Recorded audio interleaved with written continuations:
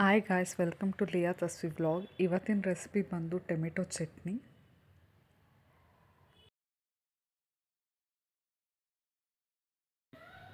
ನನಗೆ 2 ಮೀಡಿಯಮ್ ಸೈಜ್ದು ಈರುಳ್ಳಿ, ಒಂದು 6-7 ಟೊಮೆಟೊ ತೊಗೊಂಡಿದ್ದೀನಿ. ಈ ಥರ 4 ಭಾಗ ಮಾಡಿಕೊಂಡು ತೊಳ್ಕೊಂಡು ಕಟ್ ಮಾಡ್ಕೊಂಡಿದ್ದೀನಿ. 7-8 ಕೆಂಪು ಮೆಣಸಿನ್ಕಾಯಿ ಖಾರಕ್ಕೆ, ಮತ್ತು ಕರಿಬೇವು ತೊಗೊಂಡಿದ್ದೀನಿ 2 ಕಡ್ಡಿ, ಒಂದು ಬೆಳ್ಳುಳ್ಳಿ ತೊಗೊಂಡಿದ್ದೀನಿ, 1 ಇಂಚ್ ಶುಂಠಿ ತೊಗೊಂಡಿದ್ದೀನಿ. ಆಮೇಲೆ ಜೊತೆಗೆ ಕಾಯಿ ತುರಿ ತೊಗೊಂಡಿದ್ದೀನಿ ಸ್ವಲ್ಪ, ಒಂದಿಡಿ ಕೊತ್ತಂಬರಿ ಸೊಪ್ಪು, ಒಂದಿಡಿ ಪುದೀನ. ಇಲ್ಲಿ ಆಪ್ಷನಲ್ ಬಂದು ಶುಂಠಿ ಆಪ್ಷನಲ್, ಮತ್ತು ಪುದೀನ ಸೊಪ್ಪು ನೀವಿದ್ದರೆ ಹಾಕ್ಕೋಬೋದು, ಇಲ್ಲಾಂದರೆ ಪರವಾಗಿಲ್ಲ. ಫಸ್ಟ್ ನಾನಿಲ್ಲಿ ಕಡಾಯಿ ಇಟ್ಕೊಂಡು ಒಂದು 2-3 ಟೇಬಲ್ ಸ್ಪೂನಷ್ಟು ಆಯಿಲ್ ಹಾಕ್ಕೊತಾ ಇದ್ದೀನಿ. ಯಾಕಂತ ಅಂದರೆ ಅದೆಲ್ಲ ಹಸಿ ಐಟಮ್ಸೇ ಆಗಿರೋದ್ರಿಂದ ರಾಸ್ ಸ್ಮೆಲ್ ಹೋಗಲಿ ಅಂತ ಹೇಳಿ. ಟೊಮೊಟೊ ಚಟ್ನಿ ಪ್ರೊಸೀಜರ್ ಇದೇ ಥರ ಇರೋದು, ನೋಡೋಣ ಬನ್ನಿ.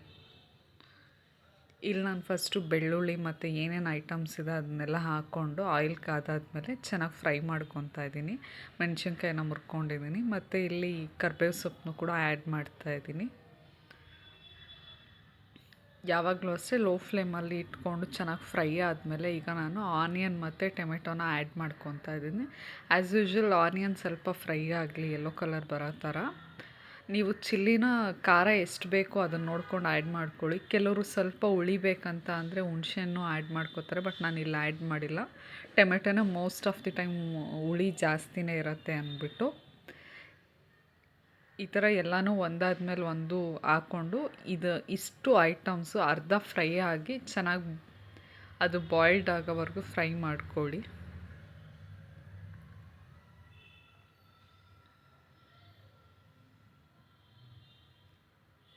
ಈ ರೆಸಿಪಿ ತುಂಬ ಕ್ವಿಕ್ಕಾಗಿರುತ್ತೆ ಮತ್ತು ಈಸಿಯಾಗಿರುತ್ತೆ. ಆ್ಯಕ್ಚುಲಿ ಚಪಾತಿಗೆ, ರೊಟ್ಟಿಗೆ, ರೈಸಿಗೆ ಕೂಡ ತಿನ್ಬೋದು. ಬಿಸಿ ಬಿಸಿ ರೈಸ್ಗೂ ಕ್ವಿಕ್ಕಾಗಿ ಬೇಕು ಅಂತ ಅಂದರೆ ಮಾಡ್ಕೋಬೋದು. ಇದು ಲಂಚ್ ಬಾಕ್ಸ್ಗಾಗಿರ್ಬೋದು ಅಥವಾ ಸಂಜೆ ಬೆಳಗ್ಗೆ ಯಾವಾಗಾದರೂ ಯಾವ ಟೈಮ್ಗಾದರೂ ಕ್ವಿಕ್ಕಾಗಿ ಮಾಡೋ ರೆಸಿಪಿ ಆಗಿದೆ.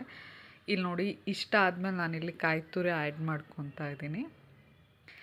ಚೆನ್ನಾಗಿ ಒಂದು 10-15 ನಿಮಿಷ ಚೆನ್ನಾಗಿ ಫ್ರೈ ಮಾಡಿ ಆಯಿಲಲ್ಲಿ ಎಲ್ಲ ಐಟಮ್ಸೂ. ನಾನಿಲ್ಲಿ ಸೊಪ್ಪು ಇವಾಗಲೇ ಆ್ಯಡ್ ಮಾಡ್ಕೊತಿಲ್ಲ, ಯಾಕಂದರೆ ಇದು ಸ್ವಲ್ಪ ಚೆನ್ನಾಗಿ ಬಾಯ್ಲ್ಡ್ ಆಗಲಿ ಅಂತ ಫ್ರೈ ಮಾಡ್ಕೊತಾ ಇದ್ದೀನಿ.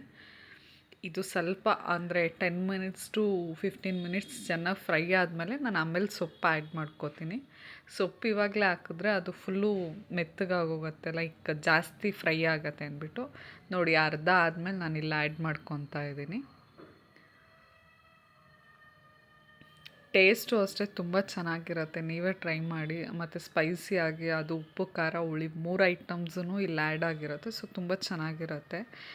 ನಾನಿವತ್ತು ಚಪಾತಿ ಜೊತೆಗೆ ಮಾಡ್ಕೊತಾ ಇದ್ದೀನಿ. ಎಷ್ಟಾಗತ್ತೆ ಅಷ್ಟು ಫ್ರೈ ಮಾಡಿ ಚೆನ್ನಾಗಿ ಆಯಿಲ್ ಬಿಟ್ಕೊಂಡು, ಮತ್ತು ಒಂದು ಚೆನ್ನಾಗಿ ಕುಕ್ ಆಗೋ ಥರ ನೋಡಿ ಇಷ್ಟು ನಾನು ಫ್ರೈ ಮಾಡ್ಕೊಂಡಿದ್ದೀನಿ. ಇದಾದಮೇಲೆ ಉಪ್ಪು ಹಾಕ್ಕೊಂಡು ಒಂದು 10 ನಿಮಿಷ ಚೆನ್ನಾಗಿ ಫ್ರೈ ಮಾಡ್ಕೊತೀನಿ. ಸಾಲ್ಟ್ ಅಷ್ಟೇ ನಿಮಗೆ ಎಷ್ಟು ಬೇಕು ರುಚಿಗೆ ಅಷ್ಟು ಹಾಕ್ಕೊಳ್ಳಿ. ಇಲ್ಲಿ ನೋಡಿ, ಒಂದು 10-20 ಮಿನಿಟ್ಸ್ ಫ್ರೈ ಮಾಡಿದ್ಮೇಲೆ ಈ ಕನ್ಸಿಸ್ಟೆನ್ಸಿಗೆ ಬಂದಿದೆ.